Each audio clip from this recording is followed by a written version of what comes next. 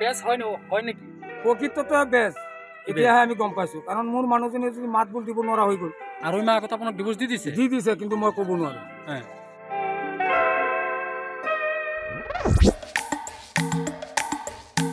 আৰু যিজনে পলাই নিছে সেইজনৰ কিমান? সেইজনৰ ধৰক 80 আছে।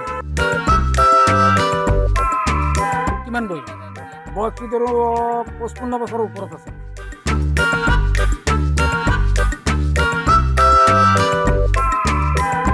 পৃথিৱীৰ মানুহবিলাক তেওঁৰ ঘৰত আহে, মানুহলৈ আহি পেলাই আপোনাৰ ধৰক ইয়াক ৰাখিছিলে আৰু 4জনী মাইকী মানুহ আছে।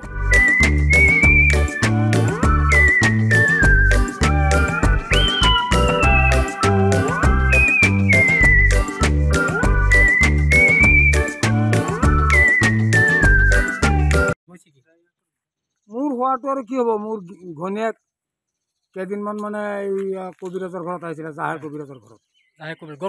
গড় এই আপোনাৰ হেৰি গৰুকুটি তাত অহা যোৱা কৰা অৱস্থাত ধৰ্মস্থ ভাই বনাইছিলে, ভাই আৰু বলি। আজি 2.5 মাহ মান হ'ল মোক ডিভোৰ্চ দিলে। 2.5 মাহ আগত আপোনাক ডিভোৰ্চ দি দিছে, কিন্তু মই ক'ব নোৱাৰো।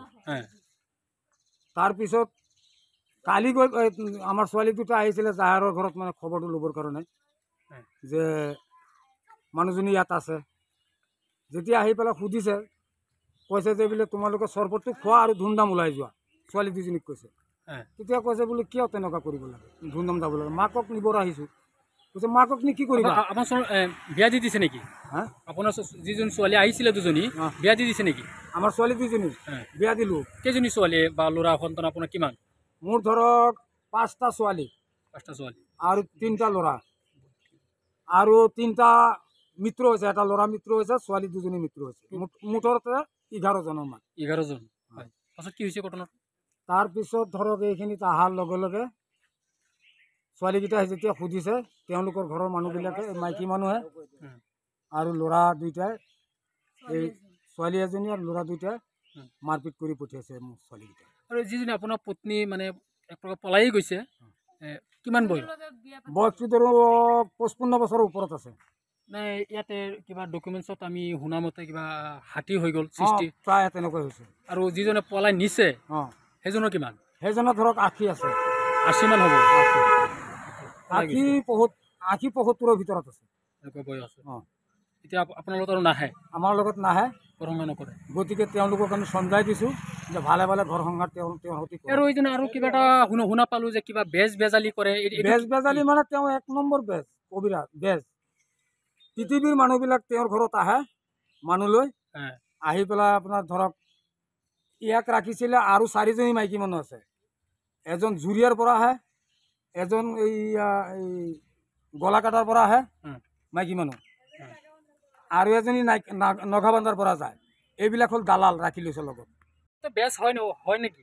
প্ৰকৃততে বেজ এতিয়াহে আমি গম পাইছো, কাৰণ মোৰ মানুহজনী যদি মাত বোল দিব নোৱাৰা হৈ গ'ল। ছোৱালী এজনে সুধিছে যে মা আমি আহিছোঁ এইফালে চোৱা, সি কৈছে ক'ৰ পৰা আহিছা, কবিৰাজ কৰিবৰ কাৰণে নেকি? এনেকুৱা অৱস্থা কৰি দিছে একদম বেজ কৰি। আৰু যেতিয়া ছোৱালীবিলাকক মাৰপিট কৰিছে, মই বেলেগ মানুহ দি শুনা পাই বেলেগ মানুহ দি আমি উঠাই আনিছোঁ তেওঁক। এই ছোৱালী দুজনীক উদ্ধাৰ কৰিছোঁ। উদ্ধাৰ কৰি আনি পেলাই থানাত এজাহাৰ দিলোঁ। দিয়াৰ পিছত যোৱাকালি আমাৰ আৰক্ষী বাহিনী চকীদাৰসকল গৈ তেওঁলোকক পোৱা নাই, নাপাই পেলাই আপোনাৰ যেতিয়া আহিলোঁ, মই নিজেও গৈছিলোঁ লগত, তেওঁলোক আহিছে। কালি গৈ পেলাই কৰিছে কি তেওঁলোকে কালি গৈ মানে ডিভোৰ্চৰ কাগজটো হেৰি কাগজটো আনিছে, কোৰ্ট মেৰিজটো আনিছে। মানে ডিভোৰ্চ দিছে 2.5 মাহ আগত? 2.5 মাহ আগত। যোৱাকালি কোৰ্ট মেৰিজ কৰিছে? যোৱাকালিহে কোৰ্ট মেৰিজটো কৰিছে। কালি ইমান দিনে ক'ত আছিলে আপোনাৰ পত্নী? ইমান দিন ছোৱালীবিলাকৰ ঘৰত থাকে। কিমান দিন আছিলে ছোৱালীবিলাকৰ ঘৰত? প্ৰায় 1-1.5 মাহ মান আছিলে। পাছত কিমান দিন ধৰি এজনৰ ঘৰত আছে? তাৰ পিছৰ দিন এইকেইদিন ধৰিয়ে ইয়াত তেওঁৰ ঘৰত আছে, কবিৰাজৰ ঘৰত। আৰু কোৰ্ট মেৰিজ কৰিছে যোৱাকালি? সেইজনীৰ নাম কি? জাহেদ আলী। আৰু আপোনাৰ পত্নীজনৰ নাম কি? বানাছা বানু। তেওঁৰ ঘৰ হ'ল গুনাইগুৰি 8 নম্বৰ ৱাৰ্ড। 8 number ward. আৰু তেওঁৰ বাপকৰ নাম হ'ল জামিৰ হুছেইন। আপোনাৰ নামটো কি? মোৰ নাম হ'ল আহমদ আলী। আমাৰ ঘৰটো এই গুনাইগুৰিতে। আপোনাৰ ঘৰটো গুনাইগুৰি? গুনাইগুৰিতে। যিকোনো খবৰৰ বাবে যোগাযোগ কৰক 7099017330 আৰু 7099017110 নম্বৰত।